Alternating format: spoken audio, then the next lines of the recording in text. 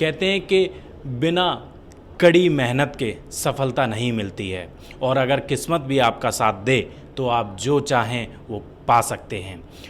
10th class के student ने Amity school जो सेक्टर 44 नोएडा में है, वहाँ के एक होनहार छात्र हैं मयंक यादव, जिन्होंने 500 यानी कि 500 में से 500 मार्क्स जो हैं वो पाए हैं। और इसका मतलब ये होता है कि कोई भी उन्होंने गलती नहीं की है, और गलती की जब गुंजाइश ना हो तो फिर आप कोई भी सफलता पा सकते हैं। ऐसे होनहार छात्र से आज हम आपको रूबरू कराने जा रहे हैं। आइए बातचीत करते हैं मयंक यादव से।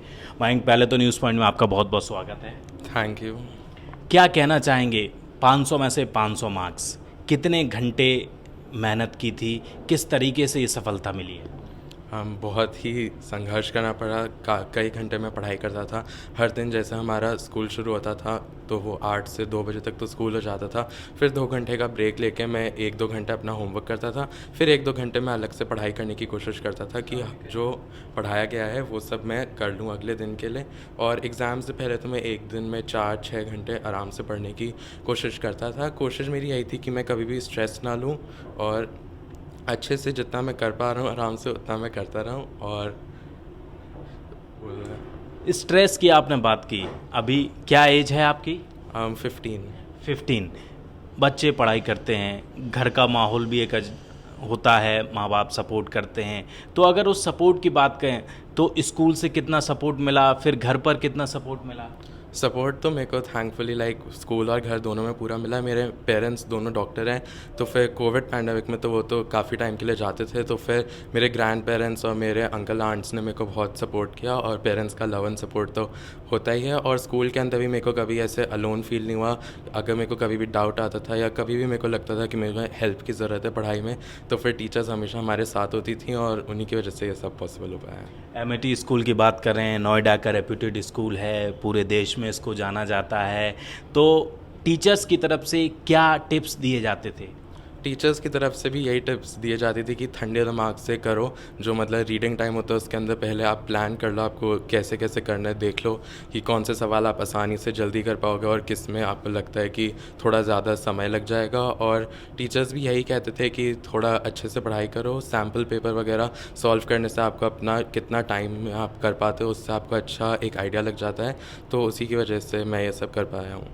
अगर कोविड की बात करें, पिछले 2 साल से कोविड चल रहा है, उस दौरान आपने किस तरीके से कोप अप किया? कई बार कॉन्फिडेंस लो हो जाता है, स्कूल भी कई बार बंद हुए हैं, ऑनलाइन क्लासेस चले हैं, तो उसको लेकर किस तरीके से आपने तैयारी की?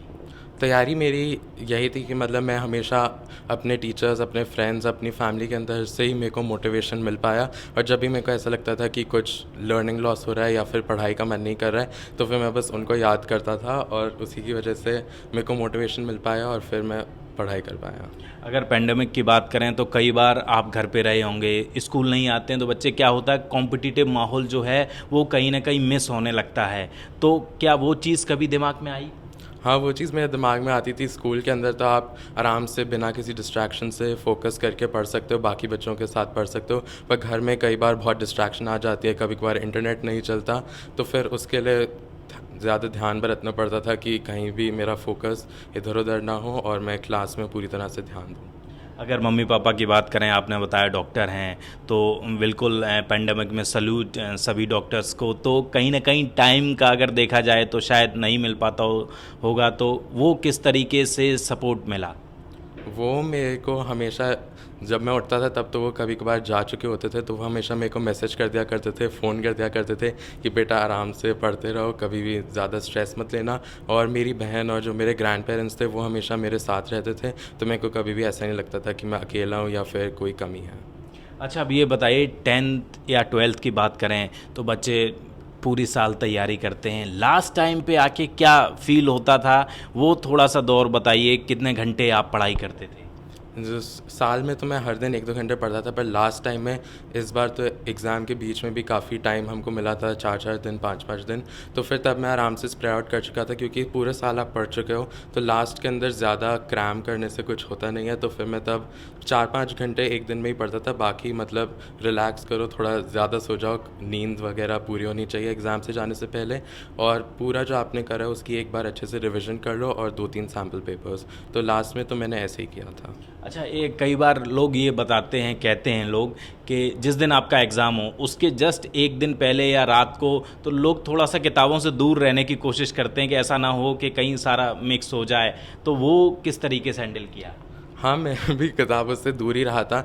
मैं सोचा कि अब मैंने पूरा पढ़ लिया और मेरे को इतना कॉन्फिडेंस आ चुका था कि अब मैं अच्छे से कर पाऊँगा, 90 प्लस तो मैं ला ही सकता हूँ। तो फिर उसके बाद मैंने बुक्स को ज़्यादा हाथ नहीं लगाया, सुबह जाके फ्रेंड से बातें-वातें करी, टीचर्स का मैंने आशीर्वाद लिया और फिर मैंने एग्ज़ाम्स कर दिए। अच्छा, 500 आउट ऑफ 500 कभी सोचा था? 500 मैंने कभी सोचा नहीं था, क्योंकि हमारे जो सीनियर्स भी हैं उनमें भी टॉप मार्क्स 499 498 ही जाते थे। तो मेरे को तो कभी लगा नहीं था कि 500 ऑन 500 कभी किसी बोर्ड में आ सकते हैं, पर अब आ गए हैं।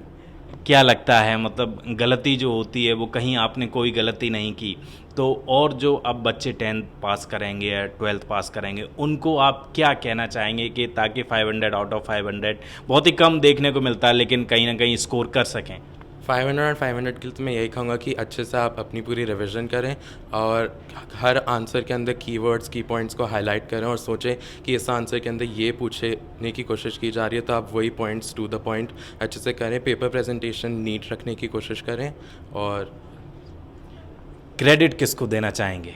क्रेडिट तो ये मेरी तो अचीवमेंट है ही नहीं, मेरी फैमिली मेरे स्कूल की है। हमारी chairperson ma'am doctor Mrs Amita Chauhan और हमारी principal ma'am Mrs Renu Singh, उनको मैं बहुत थैंक्स करना चाहूँगा। अपनी पूरी टीचर्स को, सारी टीचर्स को, 9th 10th की नहीं, मतलब नर्सरी से लेकर सब ने, जिन्होंने इतना कंड्यूसिव इन्वायरमेंट दिया, पैंडमिक के अंदर भी इतना हेल्प और सपोर्ट किया, और मेरे सारे फ्रेंड्स और फैमिली को। एक कोई इंसान जो आपके बहुत करीब हो, जिसने हमेशा मोटिवेट किया हो, आगे भी मोटिवेट करता हो, भाई बहन मम्मी पापा, कोई फ्रेंड या टीचर? हाँ, तो वो तो मेरी बहन को ही जाता है। वो हमेशा पैंडेमिक में, पेरेंट्स तो कई बार चले जाते थे, तो वो हमेशा मेरे साथ होती थी, कभी भी मेरे को दबाव या वो फील नहीं होने देती थी, हंसाती रहती थी। अगर उसको लगता था कि मैं ज़्यादा पढ़ रहा हूँ तो हटा के टीवी दिखाती थी या कुछ भी करती थी। तो उसने मेरा दिल बहला के रखा और कभी भी ऐसा फील नहीं होने दिया कि मैं अकेला हूँ या फिर ज़्यादा स्ट्रेस लूँ। यानी कि आप मानते हैं कि पढ़ाई के साथ साथ एक माहौल बहुत अच्छा होना चाहिए, स्ट्रेस जो है वो बहुत कम रहनी चाहिए? हाँ, पढ़ाई तो हम इसलिए ही करनी चाहिए कि मतलब आपको दिल से पढ़ने में मज़ा आता है, और जो आप पढ़ना चाह रहे हो उसका आप परस्यू करना चाह रहे हो, तो फिर आप मज़े लेकर पढ़ना चाहिए। कभी भी ये बोझ तो नहीं मानना चाहिए ज़्यादातर को। तो फिर उससे अब क्लास 11th आ रहा है, कहीं ना कहीं आपको सब्जेक्ट चूज़ करने होंगे, तो अब आगे क्या प्लान है? अभी तो मैंने साइंस स्ट्रीम ऑप्ट करी है, PCM विद कंप्यूटर साइंस, और फ्यूचर के अंदर मेरे को आर्टिफिशियल इंटेलिजेंस और एरोस्पेस की फील्ड में इंटरेस्ट है अभी। तो वो तो बदल भी सकता है, पर वो मेरे को जाना है, इसलिए मैंने ये सब्जेक्ट्स लिया। कोई रोल मॉडल? रोल मॉडल तो कई सारे हैं। एक तो हमारे स्कूल के अंदर हमारी चेयरपर्सन मैम, हमारी प्रिंसिपल मैम, और टेक इंडस्ट्री के अंदर जैसे गूगल और माइक्रोसॉफ्ट के CEO हो गए, स्टीव जॉब्स, सुंदर पिचाई। अच्छा, एक सवाल और बताइए, आजकल यंग जनरेशन है, मोबाइल सभी के पास आजकल मिल जाते हैं, घर पे नहीं है तो मम्मी पापा का मोबाइल, सोशल मीडिया से लोग मतलब आजकल बहुत इंटरेक्शन करते हैं, उससे किस तरीके से आपने कोप अप किया? क्या उससे दूर रहे? किस तरीके से हैंडल किया? नहीं, मतलब मैं सोशल मीडिया पे वैसे हूँ नहीं, पर अगर मम्मी पापा के फ़ोन पे भी मैं चलाता था तो मैं थोड़ी दूरी बनाने की कोशिश करता था कि आधा घंटा 20 मिनट उससे ज़्यादा मैं ना चलाऊं, और मेरे को जो चीज़ें करने में मज़ा आता है, जैसे बुक्स पढ़ लो, हॉबीज़ कर लो, तो उसमें मैं ज़्यादा फोकस करता था, और सोशल मीडिया में मैं ज़्यादा नहीं ध्यान देता था। वैसे कितना फ़र्क मानते हैं जो लोग सोशल मीडिया पर रहते हैं, कहीं ना कहीं डिस्ट्रैक्शन तो पढ़ाई में होता है? मुझे नहीं लगता अगर आप उसको नियमित तौर से करें तो ज़्यादा फ़र्क आएगा, पर अगर आपको एडिक्शन हो गई और आप पूरे ही टाइम उसमें हो तो उससे फ़र्क आ जाएगा। बात करने के लिए बहुत बहुत शुक्रिया। तो ये देखा होनहार छात्र एमिटी स्कूल नोएडा मयंक यादव ने किस तरीके से 500 में से 500 मार्क्स हासिल किए हैं, और उन्होंने जो इसके पीछे संघर्ष था, कितने घंटे मेहनत करते थे, कितने घंटे पढ़ाई करते थे, किन किन लोगों ने उनका सपोर्ट किया, वो सारी चीज़ें आपको बताई। और कहीं ना कहीं अगर आप भी इसी तरीके से सफलता हासिल करना चाहते हैं तो इस इंटरव्यू को ज़रूर देखिए, फॉलो करिए और सुनिए किस तरीके से मेहनत करके आप सफलता हासिल कर सकते हैं। कैमरा पर्सन चंदन के साथ नोएडा से हृदय यादव, न्यूज़ पॉइंट।